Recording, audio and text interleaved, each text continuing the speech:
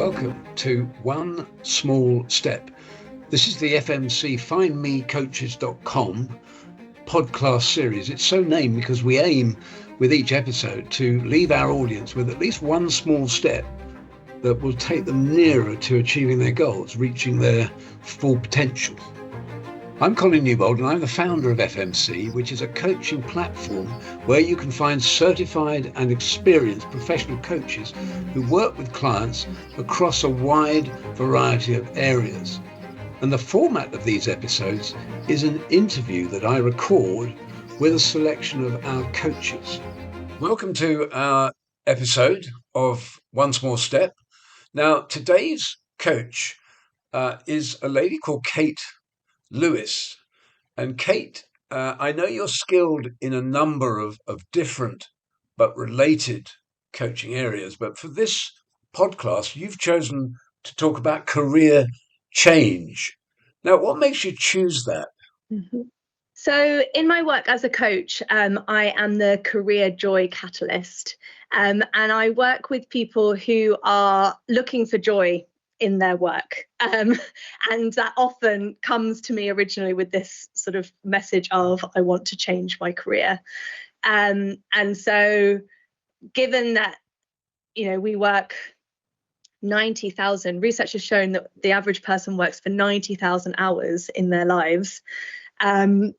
I am a strong believer of the fact that if you're going to spend that long on something, you need to enjoy it.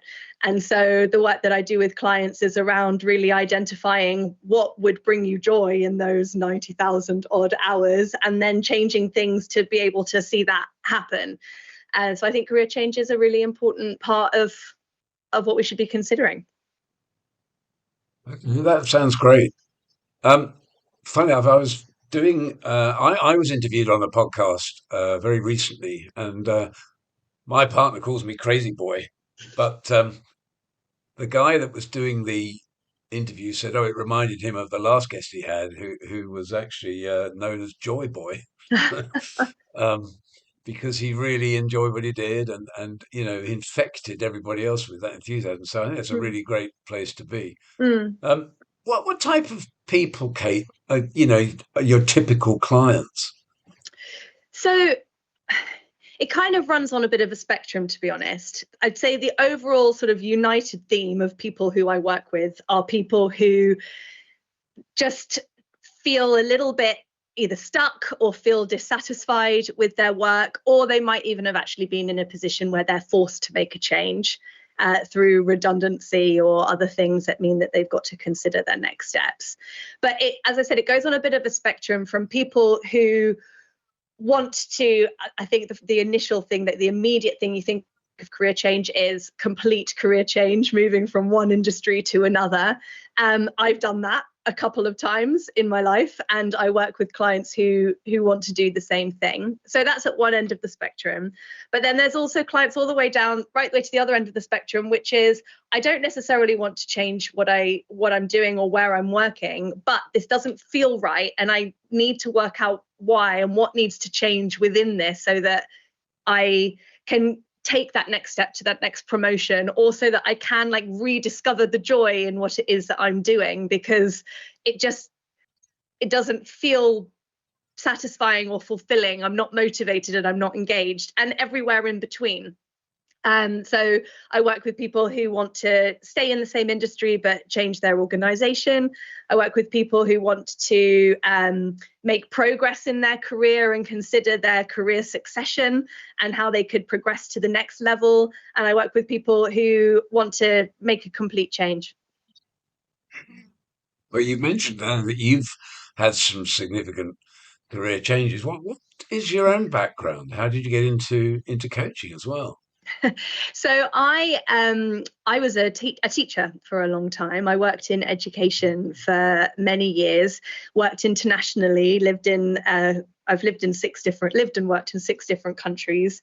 And throughout that time, instinctively, without knowing the language of it, because at that point I wasn't a coach, I was sort of self-coaching myself of trying to work out what it was that I really loved about education and about teaching, and what it was that actually drove me mad and really made me not want to be there, because it was definitely a bit of both. While I was working in Cambodia, I was teaching in Cambodia and met a lot of people who worked in international development, which really interested me. So I actually ended up leaving teaching for a while, moving into international development, having done a master's in education and development. Started at the bottom as an intern in my 30s, and then worked up through the organization, trying different things, learning a huge amount along the way, and learning even more about what it was that I really enjoyed and what it was that I didn't.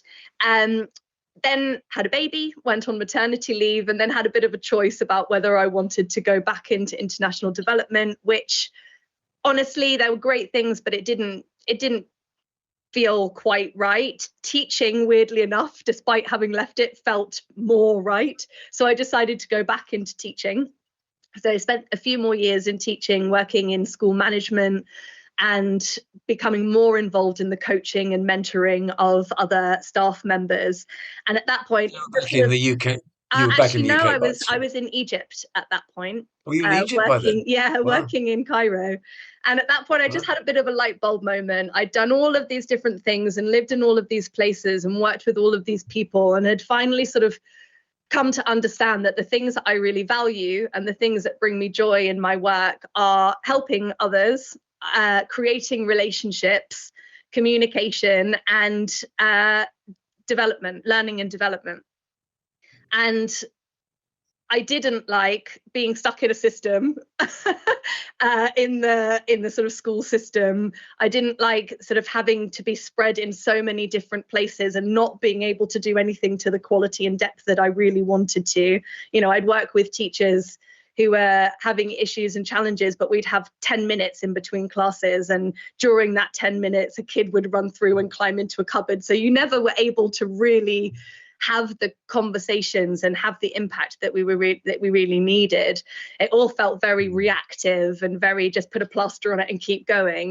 And so with all of that knowledge about myself and the industries I'd worked in, I decided to qualify as a coach and then be able to work with people more deeply, have the impact that I love having, help others through providing that space and that those questions for them to work out the solutions that are best for them, and build those relationships. So coaching and training, which I also do, have just been the perfect final destination, at least for now. Although as a career coach, I'm not going to say that this is exactly where I'm going to stop. I'm sure it will continue to change and evolve. Fantastic. Well, given all of that international experience, is English the only language you can work in, or can you work in others? I'm afraid, English is the only language I could work in to the depth that I wanted to. I wouldn't be able to. I wouldn't be able to work in any others. Yeah, sadly, I have tried. I do. I'm learning Italian now, and I spent many years doing French lessons, but it's just never quite clicked in the way that I would love it to. I think we're very blessed, aren't we, in this country, that most people can work in English. Yeah, and across the world as well. Across the world, which is a huge privilege, for us. Yeah, it is I think we take for granted. Right. Yeah. Kate, how would you describe your coaching style? So my coaching style is, I was trained with quite a purist coaching organization. And what I mean by purist is that it is very much the coachee, the person being coached, has the answers. And as a coach, I am not here to give advice. I'm not here to lead. I'm not here to give any answers. I'm here purely to provide a space and ask questions for the coachee to do the exploring and come up with what's right for them. And I do really believe in that. That being said, I also know that some clients just want an opinion or want to draw on the experience of other people. So I do try and get a bit of a balance, entirely led and with open communication and constant transparency with the people that I'm working with. So if they want to hear my perspective on it, or to hear advice from me, we can talk about that, and I will give some if it feels appropriate, if I have something that I think might be helpful, but it will always be under the scope of, I am not telling you what to do. You are still the expert of your situation. What I'm hearing is this, or from my experience, but it's always with open communication to make sure that it's something that the client really wants and needs, and that it sort of feels appropriate. And in terms of style, I am kind of exactly like I'm being on here. I'm pretty open. I like to have a laugh with my clients. I work hard, we work hard to form a relationship and to be somewhere where we can do this sort of exploration. But we want to have a little bit of fun along the way. So there'll be sort of games or exercises that we might play to get thinking in different ways. I love a walking coaching session. So either in person or just plugging in our headphones, go out for a walk. It always amazes me how it opens people's minds to different ways of thinking when you're out. Well, you can do that remotely. You would even encourage to go for a walk, each one of you, and we just plug our headphones in and go out for a walk. Yeah, that's very interesting. Yeah, that's an unusual style. Well, that's Joy Division for you. Well, as much as anything, everybody's so busy that if we can tick two boxes at once, so you're getting having some coaching and you're also getting out and having a walk and doing some exercise. If we can, I bet that came into its own during. I bet that came into its own during COVID, right? Yes, yeah, for sure. Yeah. Okay. Well, look. How do you when you first start with a new coachee? How do you approach the session to ensure that they are comfortable?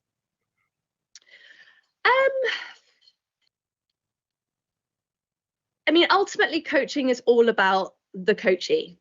It's all about them. It's not about me. So I am myself. I'm not going to pretend to be anything else, because ultimately who I am will come out. And so if people don't like me or our energies don't connect, it's nothing personal at all. It's more important that we know that straight away. So all of the sessions really are all about the person that I'm working with. So asking lots of questions, giving them space and time, asking what they're comfortable with. I think a really important question to ask at the very beginning of a relationship is, how do you feel about speaking and not being interrupted? And that sounds like a really strange question, but in our normal conversations, we're all talking all together, right? We talk over each other and we interrupt each other. And that's part of a conversation in a lot of ways. As a coach, I don't do that. I sit and I listen. And so people just talk, and it can feel quite uncomfortable because we're not really used to it. So we'll have that conversation. How do you feel about sort of just silence and me listening and you speaking?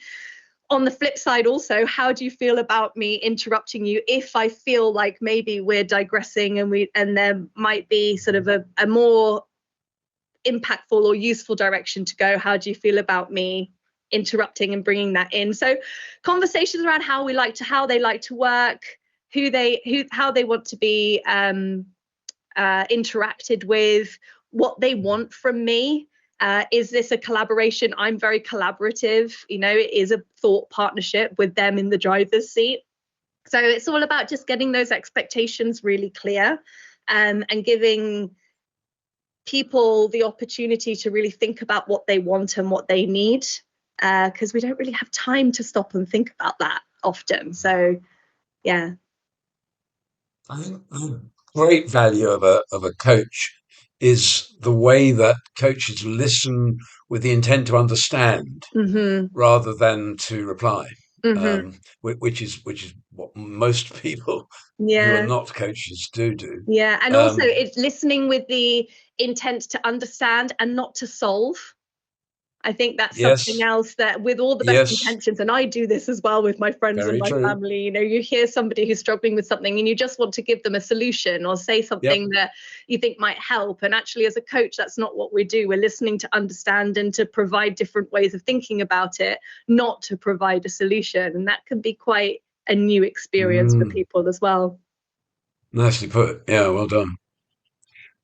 So when it comes to the end of a session, and I'm talking about, Mm. each session, how do you action plan with the coachee? Action planning. I mean, it's an ongoing process, to be honest. I think during the conversation, there might be actions that come up. But I really want to make sure that every session is really focused on facilitating growth in some way, which might be an action. It might be a thing, two things, five things that they're going to go away and do. It might just be recognizing a new thought or a new understanding or going away and just letting something settle. But it's about Mm. sort of bringing that to the surface and being really explicit about it. So in the last 10-15 minutes of a session, the conversation will steer more into questions around, okay, how is this going to look moving forward? Like, what are the main things you're taking away from this session? What would that look like? What steps are you going to take? Importantly, I'll ask about how I can support with that. Often my clients and I will just agree that 2 weeks, 1 week after the call, I'll just send them a message saying, how are you doing with X, Mm. Y, or Z? Nice. It adds a layer of accountability to them. It sometimes can be Absolutely. a little bit of a nudge, but also it's not, Yeah. I'm going to tell you off if you haven't done it. Sure. But it's a sort of a steering and a reminder that there's someone in their corner and there's somebody who's sort of who's backing them in what they've decided. So it can vary, honestly, between people writing things down. Sometimes we use, planning charts and schedules and so on. Sometimes it could just be something that you just got in your head. It varies, but it will very much be about facilitating that growth and thinking about, like, in this period of time, what have we got and how is that going to move you forward in some way. Mm. Okay. Well, Kate, Yeah. you know this podcast series is called Yeah. One Small Step. Mm-hmm. So, for anyone in our audience who may be challenged in, the ways you've been talking about right now, Mm. if you were to give them a first kind of easy step, just to get going, what would it be? I think that the first thing that's really important to do when you're thinking about a change in your career is to really understand who you are now and what you really want. I think the temptation can be to jump from, I feel unhappy in my career, to job boards and writing your CV and sending out application forms and a bit of a sort of panic reaction. Conveyor belt. But Yeah. I think that a really, really important step before that is to stop and take stock and think about where you are, what's working, what's not working, and where you want to be going, so that you can start to craft a story and understand your skills, your strengths, understand what you're going to be applying for if you're looking for a new role, so that you can create the great CV and you can create the great cover letter and you can create this sort of uh, impressive story around narrative around yourself to be able to present to people. I've worked with lots of clients who, when I first meet them, they've been sending out applications left, right, and center and not been getting any interviews. And of course, that's massively damaging for their confidence. And they start thinking, oh, maybe I can't do anything else. Maybe I need to just stay where I am. And it's not because they can't do it, it's because they don't really know what they want to do. And so they're just Right. sort of, sending out messages into the ether without any real clear direction. So Yeah. I would say the first step before doing anything else is really thinking about what your heart is telling you and who you are and what you're doing. So I would say doing some values work. There are lots of things Okay. online where you could look up and just find out exactly what your core values are at this stage in your life, because it's also important to Mhm. remember that lots of people have been in a career maybe for 10 years, 20 years, and their lives have changed massively. Maybe they've been in partnerships, maybe they've moved abroad, maybe they've had kids, and so their values are going to have changed slightly, and they're going to have slightly different priorities to what they had when they first started their journey. So stopping and thinking, right, who am I now? What do I really value? What do I really need to prioritize with my decision making? I think that can give a lot of clarity to then think about, right, now I know that, what do I need to do to get there? It's really good. Thank you. That's Yeah. that's very specific. I think that's That's really good. No, it's a good step. I mean, I remember when I was coached way back, one of the things that sort of stuck on my mind is a model that my coach shared, which was, um, in order to work out what's the best career for you, he simply gave me three things to think about, and they're like interconnecting circles. I'm not sure what the technical name is for that kind of bubble diagram where you've got three A Venn overlapping circles, diagram. but yeah, that's the one. Thank you. I knew you'd know that. And he said, it's coming together of three things. Number one is skill, obviously. What are you good at? What are you skilled at? Hmm. Where's your experience and so on? Number two is passion. That's interesting. I hadn't thought of that so much. And number three is market opportunity, Yeah. which makes a lot of sense. And yeah, I've never forgotten those words and that model. Um, so yeah, that hopefully complements what you've shared with us. So Yeah, that reminds me of the Ikigai model. I okay, I don't know forgive that. me if I'm Say not more. saying it quite right, but it's based off a sort of Japanese philosophy, and it's the same. It's with Venn. It's a Venn diagram, and there are different variations of it. There's a dependent with different numbers of circles, but it's very similar, and it talks about what you love, what the Yes, world needs, yes, what you're good at, and yes. what Same. you can be Yeah. paid for. Oh, yes. I guess that's the combination of the Yeah, market opportunity. yeah. Yeah. No, that's brilliant. Oh, well, it's been a real joy Good. speaking to you. Yeah, thanks Thanks for very having me much on. for. You're very welcome, Kate. We'll talk again very soon, but Mhm. thanks for sharing everything you have. No, you're very welcome. Speak soon. Bye. Bye. Thank you for watching. I hope you found that valuable. You got something from it. Um, Now, you may be looking for coaching in that area or a different area, completely unrelated to what was shown in the episode. The best place to go to find out more is our website, which is www.findmecoaches.com. You'll see it on the screen now. And you'll see a variety of coaches in very many different areas of coaching. So you may have an issue or a challenge or an event coming up, or maybe you've just had an interaction with somebody and you really need some help through coaching.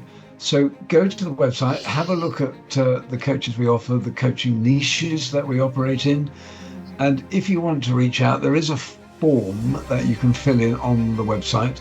Alternatively, why not email us at info@findmecoaches.com, or why not call us? Our number is +44 if you're outside of the UK, 0203 988 6666. Once again, that's 0203 988 6666. Bye bye now.